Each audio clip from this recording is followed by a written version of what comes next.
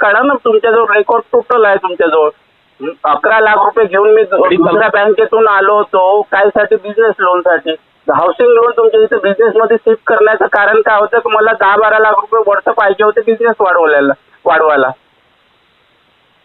हा, तुमच्या इथे येण्याचं कारणच ते होतं. हाऊसिंग लोन मी तिथून इकडे आणलं, जास्त रेट ऑफ इंटरेस्ट मध्ये घुसलो तुमच्या इथे ऑलरेडी.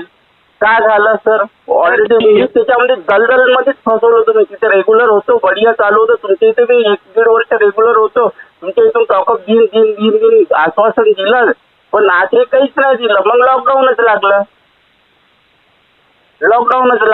मग त्याच्यानंतर लॉकडाऊन मध्ये माणूस ते तसंच खसलं होतं. म्हणजे तसे आटाकाटावरच होतं. तुमच्या इथे जे आलो होतो मी ना, फक्त हाऊसिंग लोन तुमच्या इथे आणलं याच्यासाठी का 5-10 लाख रुपये जास्तचे भेटून बनवू. तर जे मेन सिच्युएशन आहे ना, ते समजून घ्यायला पाहिजे. क्लायंटला फसवायचं काम नाही करायला पाहिजे. मी सगळ्यात मेन आज जरूरत आहे, ठीक आहे बाबा, माझी प्रॉपर्टी 1-1.5 करोडची प्रॉपर्टी तुमच्या इथे घेऊन आलो आहे. ते 15-20-25 लाखाची मी केस केली होती तुमच्या इथे. त्यानं आखिर सँक्शन लेटर देते हातामध्ये की बाबा तुमचे इतके देऊ शकतो, घ्या तर घ्या, नाही तर खर्च करून टाकला माणसानं तर फसवून टाकते माणसाला. हॅलो, तुम्ही समजून समजून